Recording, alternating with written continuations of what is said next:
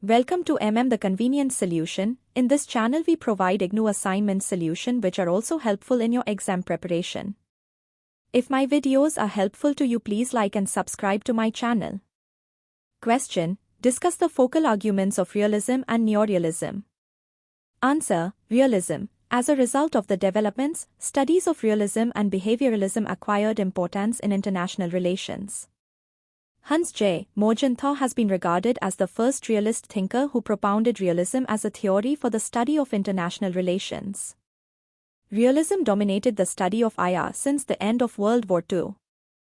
In 1948, Hans J. Morgenthau wrote his Politics Among Nations, and scholars have continued to refer to the book ever since. Morgenthau and other realists drew ideas from philosophers such as Machiavelli, Thomas Hobbes and others. Their writings on variety of subjects and themes about IR were clubbed together and labeled by critics as classical realism. Core arguments in classical realism are as follows. 1. In IR, there is no scope for idealism. The failure of the League of Nations to ensure peace in the interwar years is a good example of the misplaced belief in the goodness of human nature, scientific temperament, and the inevitability of material progress for the betterment of all. Classical realists point out the selfishness and brutishness in human nature, the corruptibility and self-serving tendency of institutions, and the anarchic and fluid character of the international system as realistic points to start any discussion on IR. 2. Classical realists argued that there is no centralized authority to enforce the law at a global level, hence international relations operate in an anarchic, somewhat lawless, context. 3. Here, every state is concerned with its preservation. Therefore, every state is guided by the pursuit of power and promotion of its self-interest. Classical realism was grounded in a mix of history, philosophy, and theology. As a theoretical framework of IR, it declined with the rise of social scientific behaviorism in the 1960s. Neo-realism. The decade of 1970s marked the ascendance of neo-realism. In his Theory of International Politics, 1979, Kenneth Waltz argued that all important features of international relations, especially the actions of great powers, could be explained in terms of the anarchical structure of the international system. Waltz tried to give classical realism empirical basis but failed to do so, and have since been criticized for that.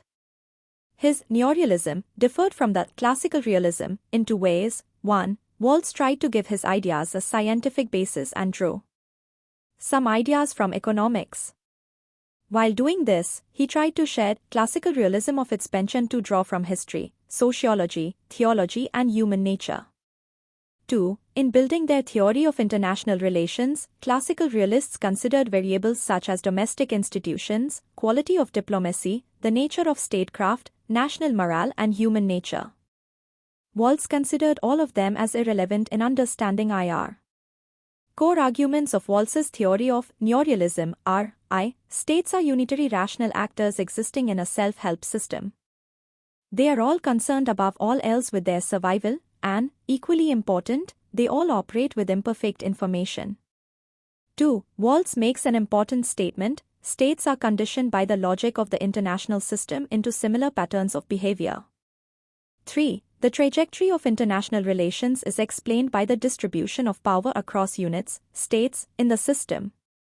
4. He argues that the international system, conceived in this way, has maintained remarkable continuity across space and time. 5. The most important argument of Waltz is that the most stable arrangement in an international system is bipolarity or a balance between two great powers. Thanks for watching.